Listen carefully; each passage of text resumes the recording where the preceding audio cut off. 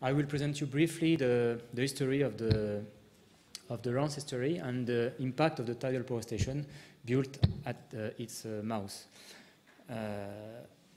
In fact, the Rance estuary is the single site where the full-scale evaluation of the impact of such a management can be made.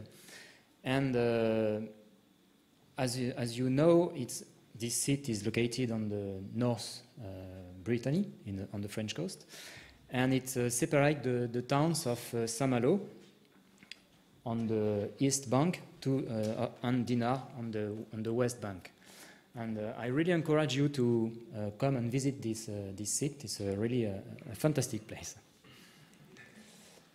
So at the world scale, there are only few sites which are compatible with tidal power management, with the exploitation of the tidal power. And at the European scale, potential sites are located, as you've seen previously, around the island in the Irish Sea and in the English Channel.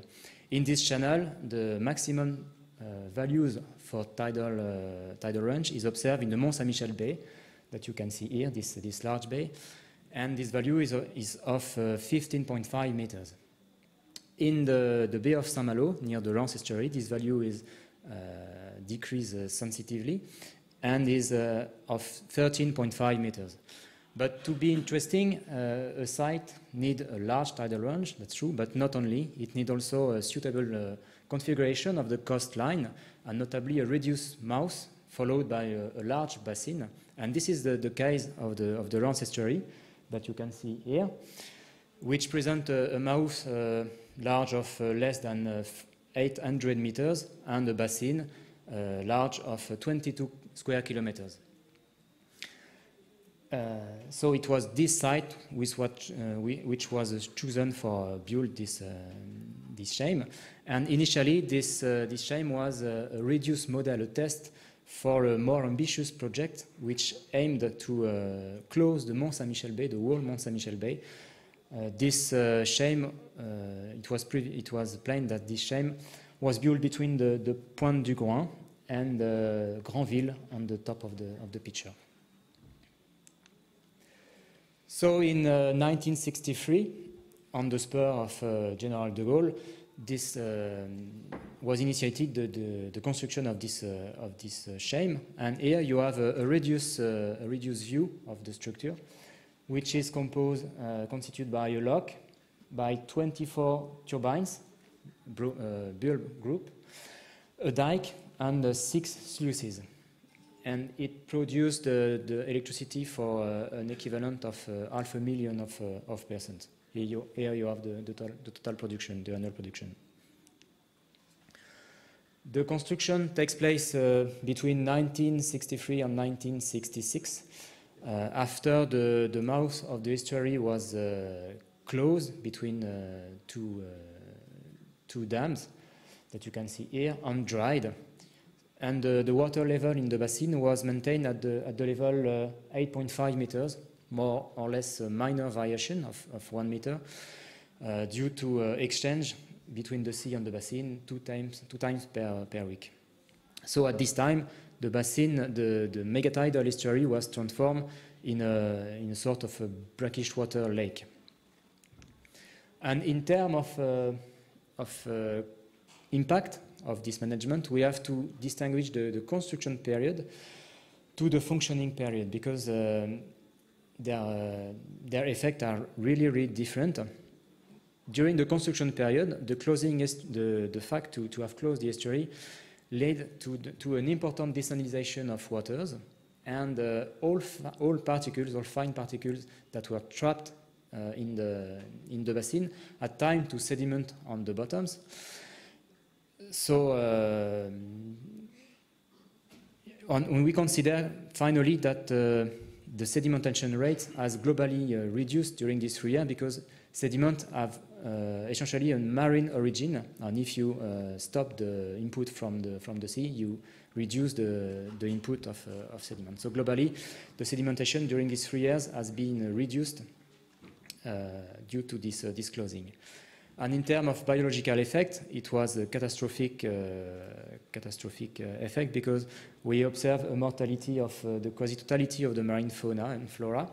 Only the most tolerant species, such as gobies or mussel, Mytilus, could survive on this environment. And we observed a really important decrease of the species richness. For example, we could recorded only maybe 10 or 15 species in the basin at this date. So it was really a definition of this ecosystem. So the structure was opened in 1966, and the functioning period had impacts on the physical effects. Here you can see the curves in the variation of the sea water level in gray line, and in dotted line the variation of water level in the basin. So you can see that firstly the tidal range was reduced in the basin from 13.5 meters to about 9 meters, and the mean water level was increased in the basin. Secondly, to produce electricity, you need to delay the tidal cycle between the sea and in the basin. So you see this delay on the picture. And in the basin, you have to impose a long period of slack water to have a sufficient difference of water level between the sea and the basin. So the increasing of the mean water level, as we can see on the presentation of Professor Falconer, this induced a reduction of the intertidal area. So in the Rance, it was not so important that planned in the Severn estuary. In the Rance estuary, this reduction was of about 20%. In fact, before the station was put into service, intertidal areas represented 70% of the surface of the basin, and actually it's only 50%. Another impact was on the hydrological condition. You can see here in blue the marine waters, and in red and green the brackish waters. And you can see that the salinity front moved back from several kilometers with the functioning of the tidal power station. Another important consequence was on sedimentary changes. These changes were direct and rapid. We have three map of the sedimentary cover, one before the station was opened and two after. And in fact, with the functioning of the station, all the sediment that was sedimented, deposited around the barrage in the main channel were resuspended under the influence of the strong currents generated by turbine and sluice, and they were deposited essentially for fine sediment on the lateral coves and bays and in the upstream part of the basin. We consider that the stabilization of the new environmental condition takes 5 years, so it's relatively rapid even at the human scale. And actually, we have a double gradient of sediment, a double sedimentary gradient in the basin that you can see on the map drawn in 1994. You have firstly a longitudinal gradient, which leads to coarse sediment or hard bottom in red on this figure, located on the downstream part, to fine sediment located on the upstream part of the basin. And the second gradient is a transversal gradient, which leads to hard sediment, hard bottom and coarse sediment on the mean navigational channel, to fine sediment, mud and silt, on the lateral bay and coves. So from a biological point of view now, first investigation were conducted in 1971, and they were focused on the benthic organism. So why working on benthic organism? In fact, these organisms, which are represented by all the fauna which live on the sediment or near the sediment, it's annelids, mollusks, echinoderm, etc. These organisms have a long life span, and they are sedentary, so they integrate the variation of the environmental conditions, and they are good indicator to assess to see these variations of environmental conditions. So scientists conducted sampling on the base of 80 stations in 1971, and they describe 5 benthic communities that you can see here, different and organized according to the environmental gradient, sedimentary gradient and salinity gradient. And it was very surprising to see that only 5 years were sufficient to initiate the process of localization of the bottoms, and this was allowed by the high level of biological permeability of this structure, which allow to keep daily exchange between the basin and the coastal waters. And this daily exchange allow the larval stages, juveniles and adults to colonize the bottoms. So the localization was relatively rapid. And benthic communities were mapped at 2 other occasions, in 1976 and 1995. And these works confirm the presence of 5 benthic communities. In fact, 4, because one is subdivided on 2 forms. But we find the same, globally the same community. And if we have a global look, we saw that the same colors are at the same place. In fact, we have a great level of stability of the distribution of these benthic communities. And this is due to the fact that the dam supporting the turbines act as a protection against swell and wave, and is responsible for this high level of stability. However, if we have a look in details, we can see some change. I have presented here you two change on the center part, where the coarse sediment are progressively replaced by muddy heterogeneous sediment due to the proliferation of a mollusk, the Slimper-limpet Crepidula fornicata. And in the upstream part, which is the most sensitive from a silting up point of view, you can see that some sandbanks represented in yellow are progressively disappear because of the deposit of fine pellicule of mud. In this sector, in this area, we consider that the increasing of sedimentary since 1966 is of about 0.5 to 0.9 centimeter per year. So in summary, it takes about 10 years for the new equilibrium of the ecosystem.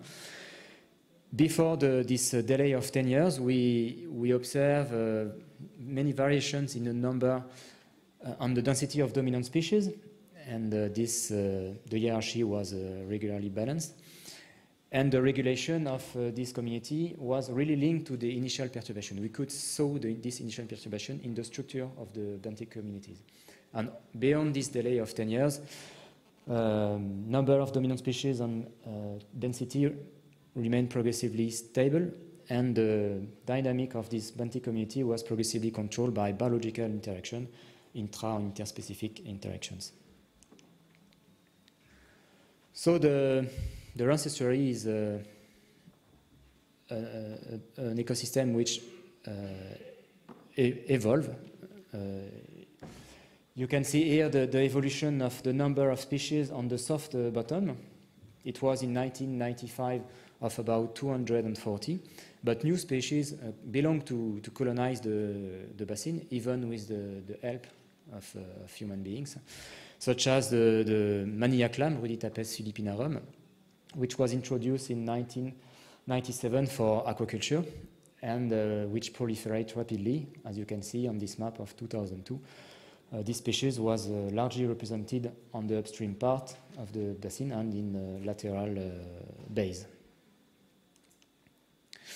One of the important functions of estuaries is the function of corridor for migrations, migration for catadromous or anadromous species, so species which go from the sea to the freshwater and from the freshwater to the sea.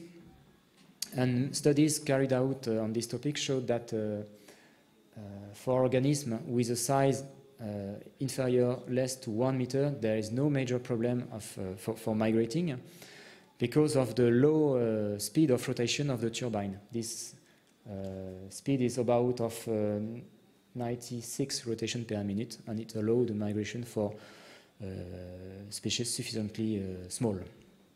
And one of the examples I've chosen is the example of the cuttlefish, which is one of the great migrating on our European coast. In winter, this species adults live in the deep zone on the channel, and in the spring they colonize the coastal zone for breeding. And as a classical coastal zone, the Rance basin is colonized by this species. So this species pass through the barrage, and the fishery activity takes place in the basin, as you can see here, with the number of cuttlefish spots recorded on the basin.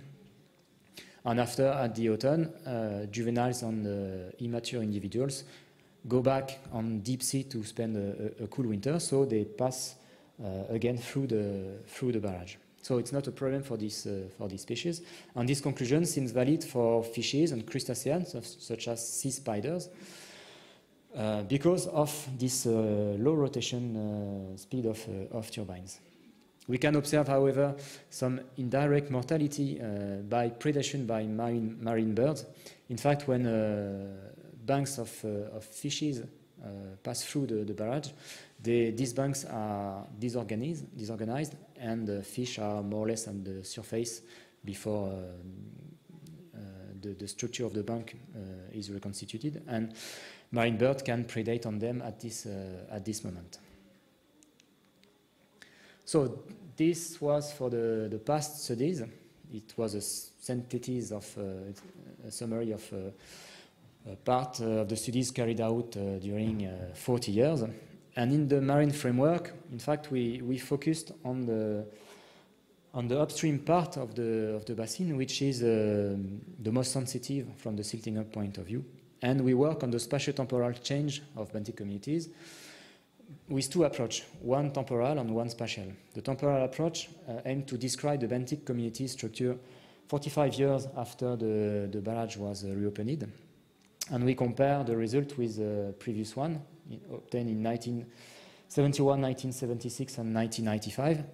And for the spatial approach, we compare the benthic community composition of the Rance estuary to the one of another estuary, very similar from a geological and morphological point of view, the Trujillo estuary. So for the temporal approach, we sampled in March 2010 the upstream part of the estuary on the basis of 54 stations, 32 located on subtidal area that you can see with the yellow crosses, and 22 in intertidal area. It's the gray circles. And the result obtained at this station were compared to the result obtained in 1995 on the basis on 35 stations. And the sampling was carried out with a grab, a Smith-McIntyre grab that you can see on the picture, which sampled on the surface of 0.1 square meter.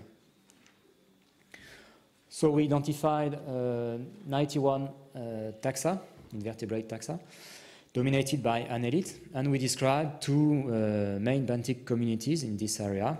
The first, in green, which is the muddy fine sand community with Melina palmata, a small filter feeder polychaete, and the muddy community with Edistedi versicolor in blue, which is an omnivorous polychaete. So it was globally the same community that we we observed before in 1995. And they were associated, respectively, to fine sand to more or less coarse sand in green for the first, and for the second to finer sediment, silt, mud, and very fine sand. So one of the most different from the results observed in 1995 was the presence of the manilla clam, the proliferation of this species. I present you the map drawn in 2002. This is the map drawn in 2010, and you can see that the proliferation continue, because now this species is very well represented on all the intertidal area, with density reaching up 200 individual per square meter. The temporal comparison was made on the base of 20 stations, 20 common stations compared during the 2 dates, which represent more than 100 taxa. And half of these taxa recorded during the 2 dates were common.